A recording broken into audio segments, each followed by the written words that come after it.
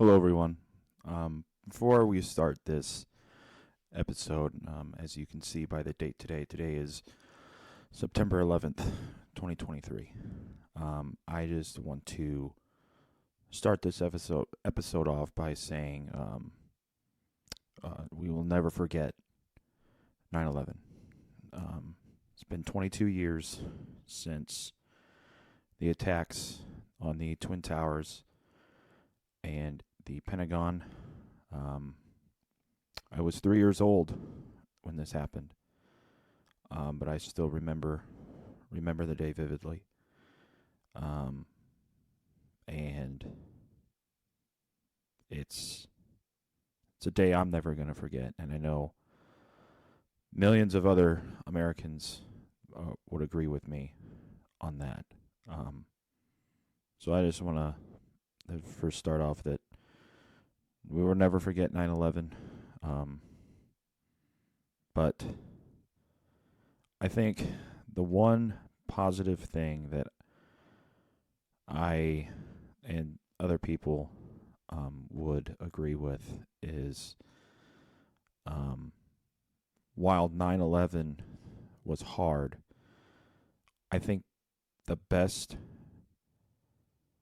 day was 9/12. And just for the simple fact that it didn't matter what political party you were part of. It didn't matter what race, gender, whatever. On 9/12, everyone was American. Everyone had pride in being in the United States of America, the greatest country on the face of the earth. So, I think what we should do, the way to honor the thousands of people that lost their lives, is to live each day like 9/12. And I think that'll be the best way to honor those people.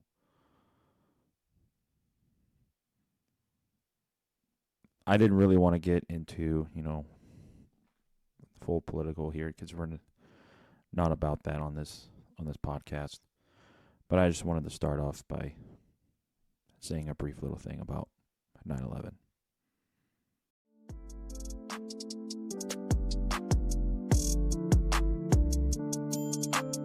Welcome to the Good Fight Sports Podcast, your home for local sports here in the 574.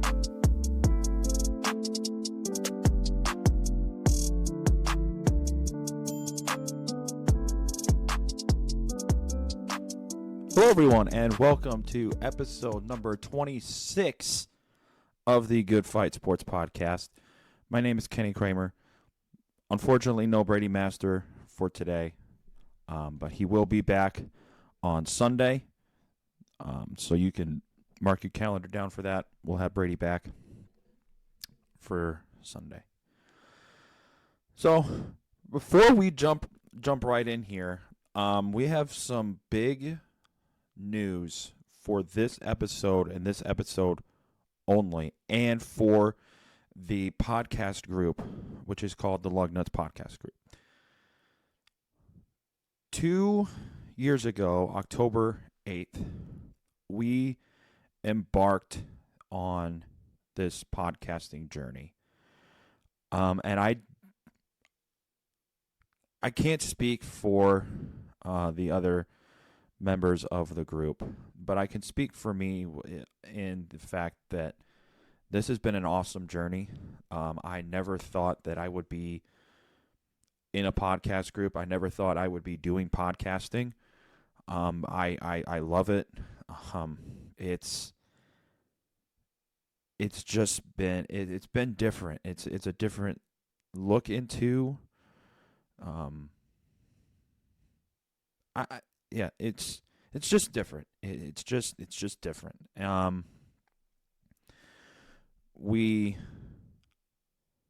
know I never thought that it would get this far, and I never thought I would be saying this, but with this episode, the Lugnuts podcast group has now released 100 episodes. This is the 100th episode for the Lugnuts podcast group. And it's an honor to be a part of this group. It's a real honor. The other guys in this group are awesome guys. And I think I can speak for them as why stop now? Let's go for 2. Let's just keep going. Just keep pushing. Times have changed. Things have changed in our lives as well. We're all doing different things as we were 2 years ago, but I think the goal should be just to keep on going, because I think we can get to 200, but we shouldn't just stop at 200. We need to keep going. So anyway, with that said, we're going to jump right in here to content. So we're first going to start off with the Good Fight Sports Podcast Spotlight Game of the Week. And that game is John Glenn at Knox. Unfortunately, I personally will not be attending this game. So I'm going to have to, look into this game via stats and all that stuff. Don't worry, I'll do that. But for this game, the Falcons will make the 30-minute trek to Stark County to take on Knox. This is the 58th overall meeting between these old Northern State Conference rivals. However, that will be renewed when the new Northern State Conference gets released next year. But anyway, John Glenn leads the series by 3 games, 30-27. Glenn comes into the game 3-1, and Knox comes in 4-0, ranked 16th in the 3A coaches poll. Knox has also won 6 of the last 7 meetings and won last year by 21 points, 42-21. Russ Radke, the Knox head coach, all time is 8-1 against John Glenn.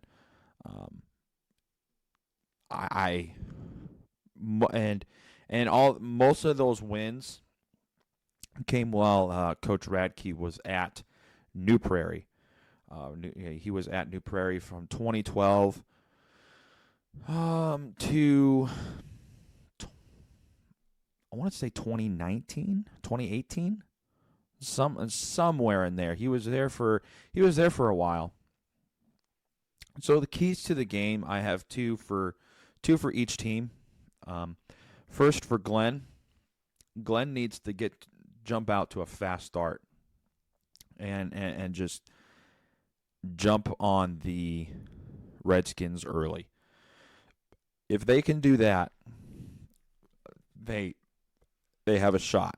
I'm not going to say outright that Glenn can win, because Glenn really hasn't played anybody yet. They played South Bend Riley, who's 4-0 right now, but Glenn got shut out in that game, 20-0, and that was at Glenn too. So while this is on the road, we really don't know what Glenn is like. And also, really, John Barron, the head coach for Glenn, for a while, has not really won a good signature game yet. I know in 2020 that John Glenn beat Knox, but I wouldn't call that a signature win, because Knox was kind of down in 2020, and And so, that really wasn't a good signature win. But if John Glenn can get this win, it would be a good signature win for him, and it would really benefit John Glenn too, going into sectionals and the rest of the season too. And the last one and the last key to the game for John Glenn is it's a kind of obvious one, but John Glenn cannot turn the ball over in this game. If John Glenn turns the ball over too much, then Knox is just going to run away with the game, and that's the same the other way too. If Knox turns the ball over, then you're giving Glenn a shot to stay in the game, and you give a team life, you give them a chance to stay in that game, they are going to capitalize on that. And as a team that should win, you can't do that. And likewise, on the other side of the ball, if the Knox offense and your defense gets turnovers, you have got to capitalize on those turnovers. If your defense gets you turnovers, you have to get points. If you don't get points, then you're basically telling the other teams like, hey, we can get turnovers, but we're not going to do anything with the ball. Good teams capitalize on other teams' mistakes. And so if Knox wants to prove themselves as a good team in this area, they have got to capitalize on turnovers. And lastly, for Knox just has to run their game plan. Just don't get away from what they know how to do. Stick to the game plan. The game plan is going to be one that's going to be successful. So, with that said, now we're going to move on to other local teams. We're going to do LaVille first, followed by Penn. So, LaVille will face Caston on the road this week. That is at Caston, by the way. So, the Lancers are undefeated against the Commons all-time 12-0, and have outscored Caston in those games 503-62. And the averages on that is 41.9 to 5.1. So LaVille's just absolutely crushing the Comets. Lancers also come into this game still number 3 in the 2A coaches poll. Caston enters the game on an 18-game losing streak and hoping to somehow pull off a massive upset.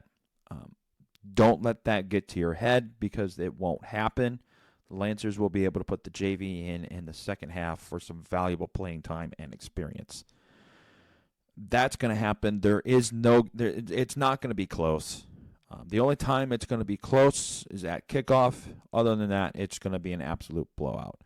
And I know I'm sounding biased, but I'm spitting facts here. I mean, Caston is not good in football, and they haven't been good in quite a while. If they were good, I would say maybe it would be a close game, but it's not going to be close.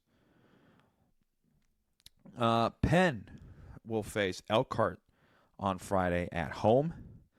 The Kingsmen are 3-1 against the Lions since the merge of Elkhart Central and Elkhart Memorial back in 2020.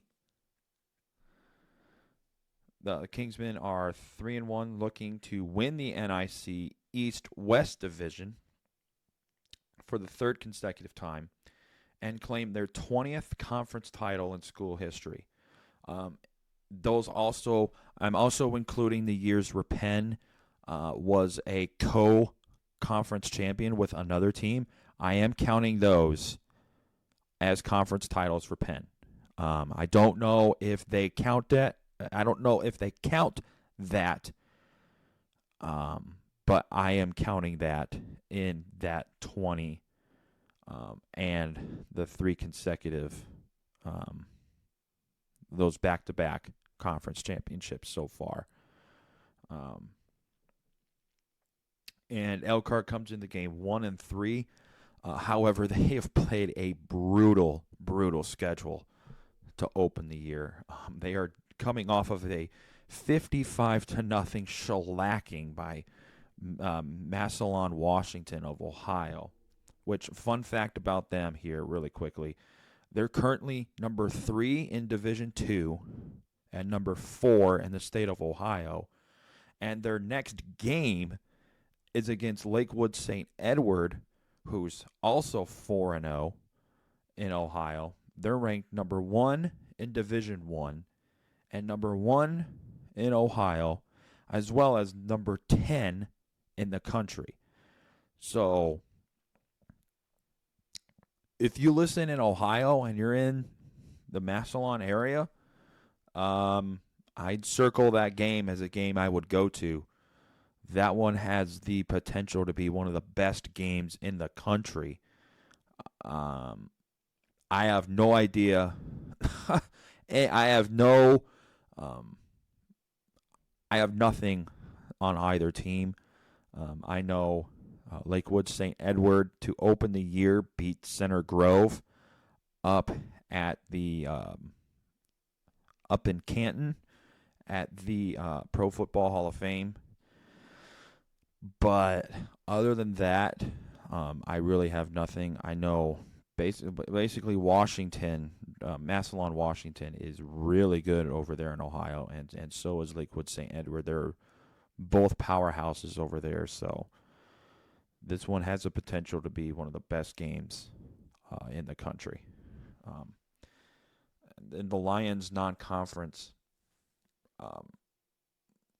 opponents have a combined record of 10-6. Most of those losses are 5 of those losses are Concord and Morton. Hammond Morton has 3 losses. Concord has 2. Also, I will say, don't sleep on Concord, even though they are 2-2. Don't sleep on Concord. Their record, they are better than what their record puts out. Let's just say that. And so now I decided to do some rankings here. I'm going to have a college football top 25 for Thursday. So be tuning in for that. And I'm also doing a high school football ranking of all 6 classes. So we're going to start at 6A. Don't worry, these are not even. These have no poll. These are just where I think teams should be ranked. However, the coaches poll is the poll that I got, the foundation for these, but then I moved teams around where I thought they should go. So in 6A, number 1, I have Center Grove. Number 2, Ben Davis. Yes, those teams flip-flopped. Ben Davis last week lost to IMG Academy of Florida. Center Grove beat Cincinnati Moeller of Ohio. So those teams would flip-flop. Number 3 in 6A, I have Hamilton Southeastern. They're 4-0 after beating Fishers in overtime. Number 4, I got Brownsburg. They are 4-0. Number 5, I got Westfield. They are 4-0. Number 6, I got Crown Point. They are also 4-0. Number 7, I have Indianapolis Cathedral at 2-2.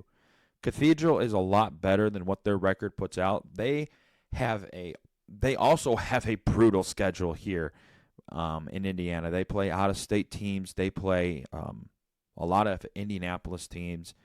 They just lost to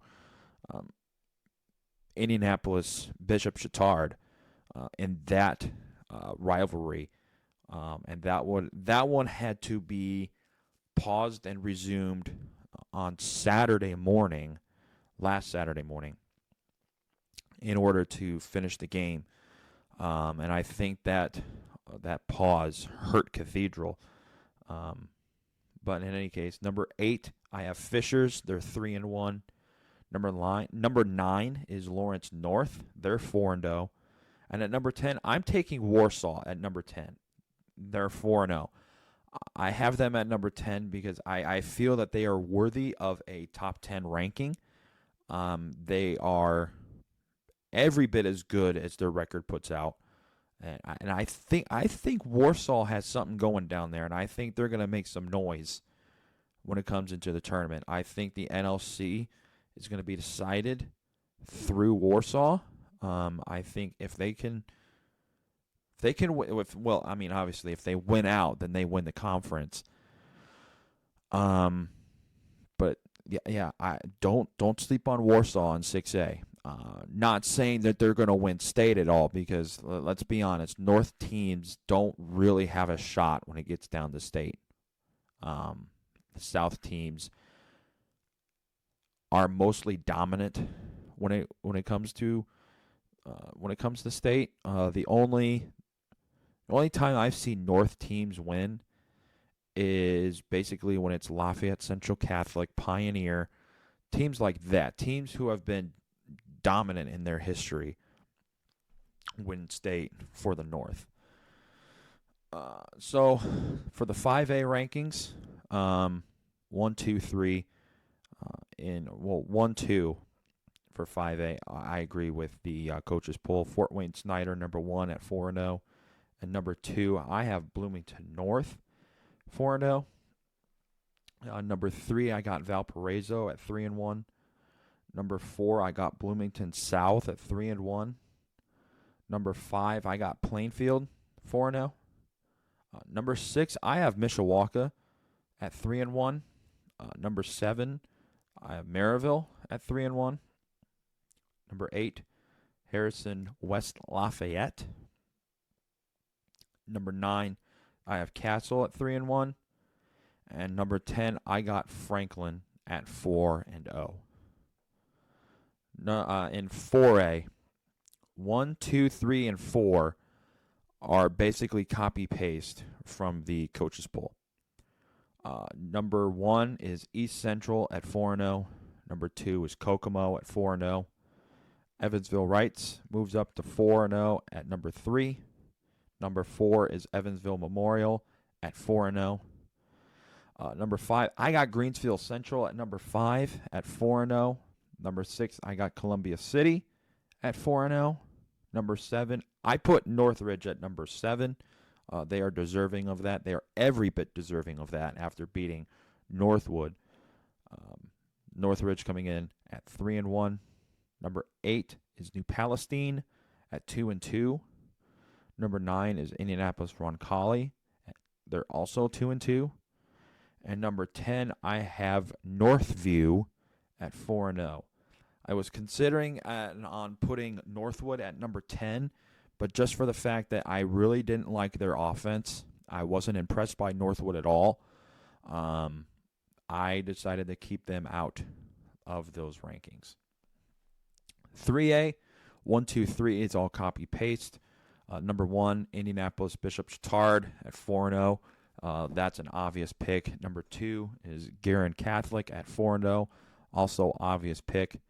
Number 3 is Lawrenceburg at 3-1. Number 4, I put Hanover Central at number 4, and they're 4-0. Number 5, Heritage Hills at 4-0. Number 6, West Lafayette at 3-1. Number 7, Western Boone at 3-1. Number 8, Tri-West at 3-1. Number 9, Delta at 4-0. And number 10, Gibson Southern at 2-2. 2A, 1, 2, 3, 4. All copy-paste. Number 1, Indianapolis Scecina Memorial at number 1, 4-0. Number 2, Brownstown Central, they're 4-0. Number 3, LaVille, they're 4-0. Number 4, Triton Central, they're 3-1. Number 5, Eastbrook, that's who I have there. They're 3-1. Number 6, Bluffton, they're 4-0. Number 7, Linton Stockton, they're 3-1. Number 8, North Posey at 4-0. Number 9, Andrean at 2-2. And number 10, Fort Wayne Bishop Lures at also 2-2. And then 1A, 1, 2, 3, 4, 5 are all copy-paste from the coaches poll. Number 1, Indianapolis Lutheran at 4-0. They haven't lost in 2 years. Number 2, Adams Central at 4-0. Number 3, Carroll of Flora at 4-0. Number 4, Providence at 4-0. Number 5, Park Tudor at 4-0. Number 6, I have Sheridan at 3-1. Number 7, South Putnam at 3-1.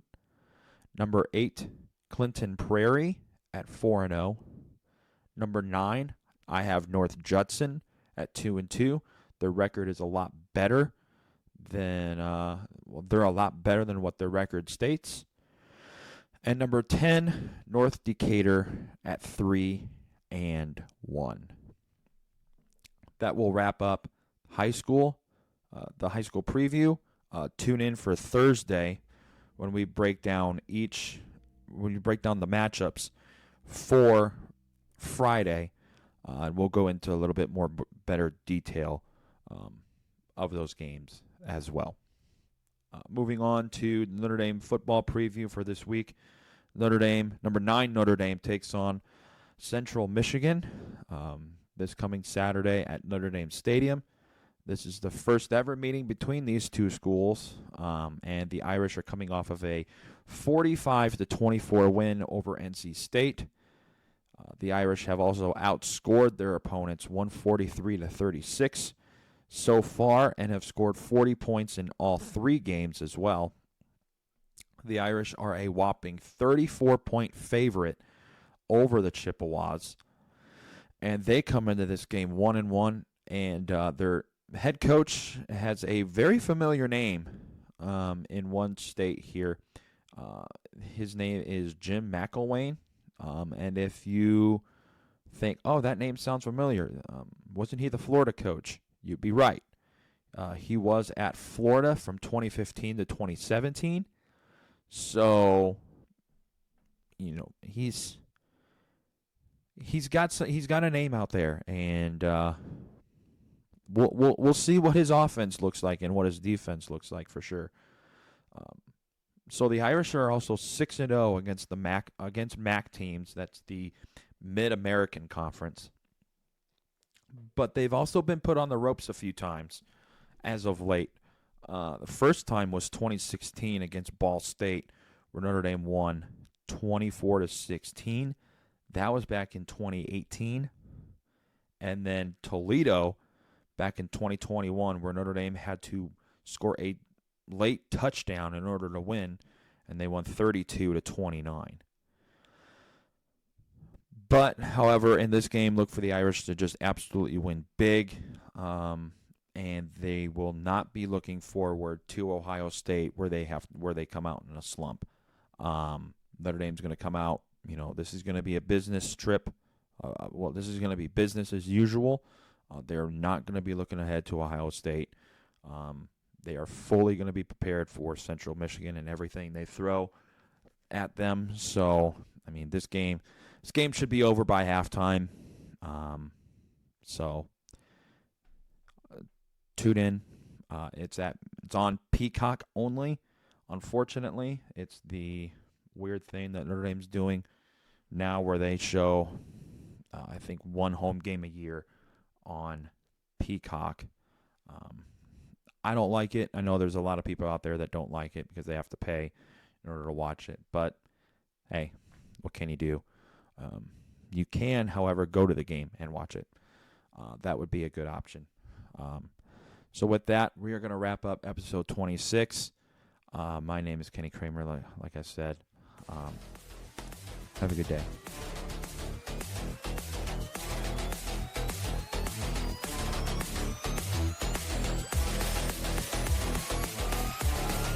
Hey guys, it's Kenny, host of The Good Fight. We hope you enjoyed the episode. If you want to hear more, you can check out our website at thelugnutspodcastgroup.com for all information related to the podcast and where to listen to us. You can also follow the Patreon page for exclusive benefits for the show. Join us next time for The Good Fight.